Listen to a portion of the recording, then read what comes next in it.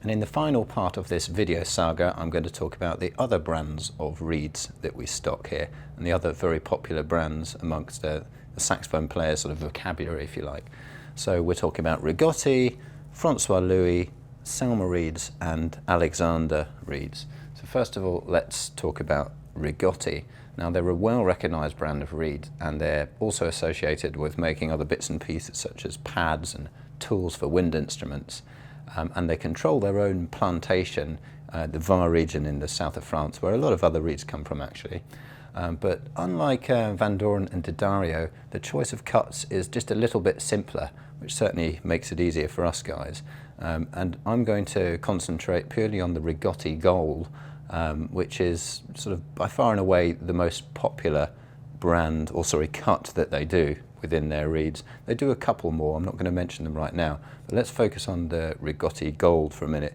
It actually comes in two cuts, a jazz cut and a classic cut, but we've got the jazz cut here. So I'm going to give you a little bit of a demonstration on a Rigotti Gold jazz cut.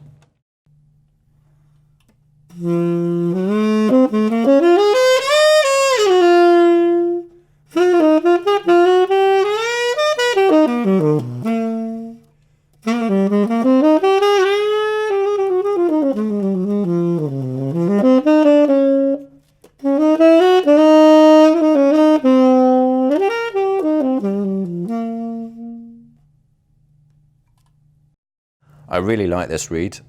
It reminds me a lot of the D'Addario Select Jazz kind of qualities that you get in that reed. It's got that sort of warmth in the core of the sound, but it's very flexible and free-blowing at the same time. I feel it's a sort of reed you can relax on and let the music speak, you don't have to fight it. So a lot of nice qualities there, really well-balanced reed. So next up we've got the Francois Louis reeds, and just a little word about these reeds before I play them. So these reeds are designed by Francois Louis, the famous mouthpiece maker. This guy really knows what he's doing. You know, he's got so much experience as a player and a designer as well. And even though he's sort of well known for his ligatures and mouthpieces, what he's done with these reeds is he's worked in conjunction with Rigotti. So we're using Rigotti cane here, and he's just applied his own design to it. His own scrape. So he's basically taken Rigotti cane and he's put on here quite a long scrape, and I think the idea is that it's just a gradual sort of long cut through the vamp. It's a bit thicker at the tip, but then there's a lot sort of taken away throughout in a sort of gradated style, so it gives it lots of flexibility, a big dynamic range from the quiet to the loud side of things. So let's give this one a go.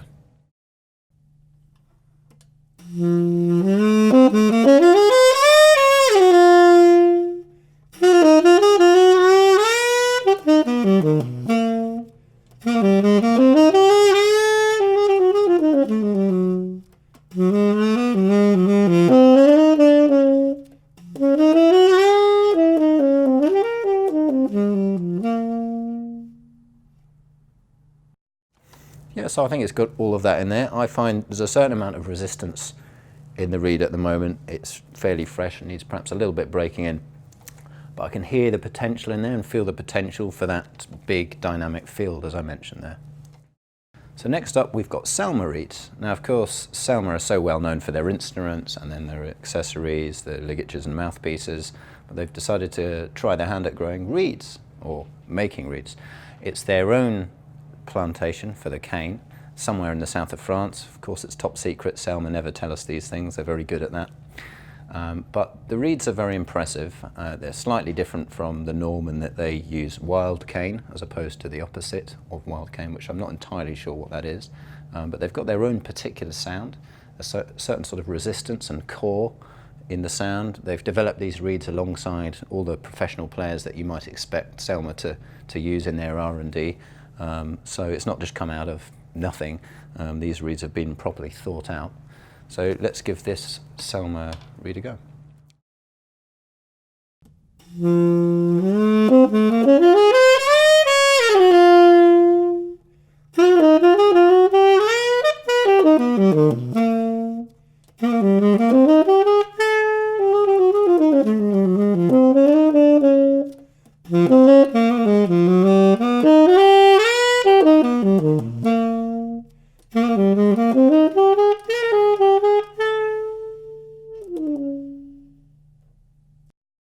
yeah, that was a very nice experience playing that.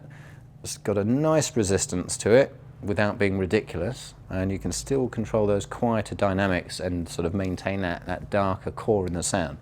So they've certainly done a good job of finding a reed that has that sort of strong core, which is always a popular thing to achieve as far as clarinetists and sax players are concerned. So yeah, good job, Selmer.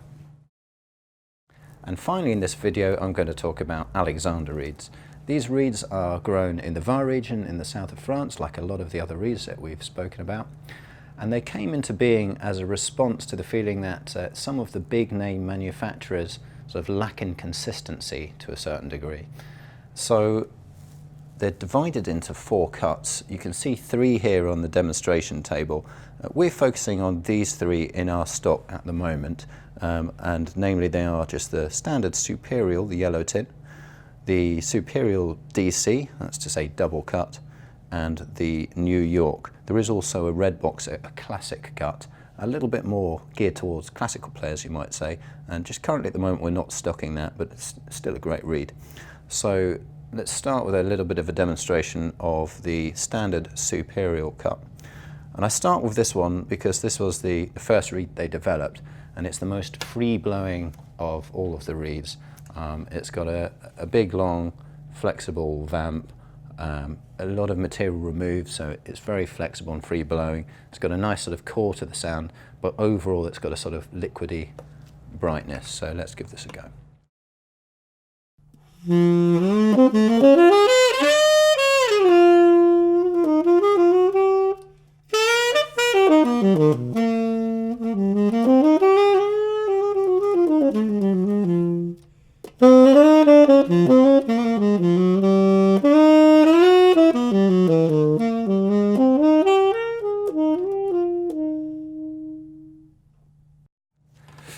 Yeah, perhaps actually out of all the reeds I've tried today, this is one of the most responsive. I could almost do that sort of musical clip there in a couple of breaths because the reed speaks so cleanly. So that's what we've got there, a very free-speaking reed. When you push it, it goes quite bright, might be a little bit too bright for some players. But again, you get used to a reed like this and you can tame that brightness by sort of lowering the throat and the embouchure. So it's a very easy to get on the reed, yeah, so I really like that. So next up we have the Alexander DC, or double cut, and this one takes on the same characteristics as the standard Superior, but there's just a little bit more wood in the scrape, a bit more resistant there. I think you'll probably hear it. Let's give it a go.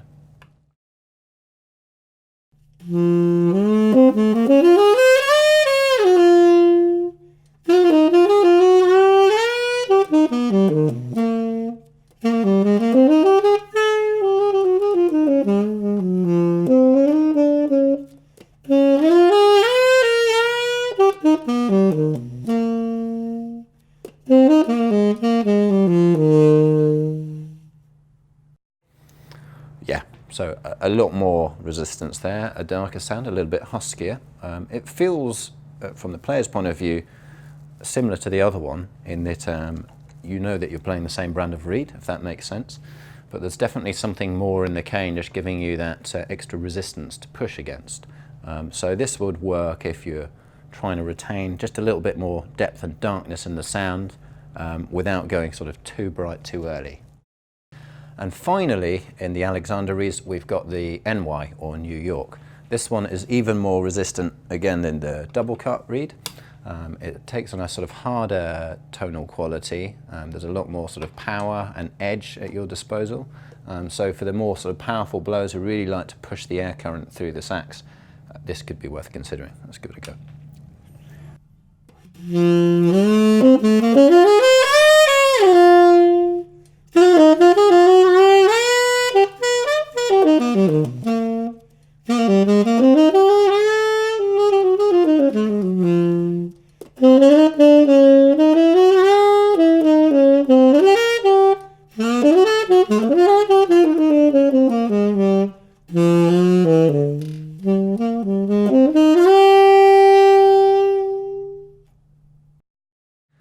So to me, that has got more resistance again than the previous ones. It's got the same kind of tonal characteristic again that we're getting throughout all of the Superiors, but there's definitely a bit more sort of bite and power on hand there. It uses the diaphragm a little bit more. So again, for those more sort of powerful blowers, if you're really up against the instruments around you and you want to cut through, this could be the reed for you.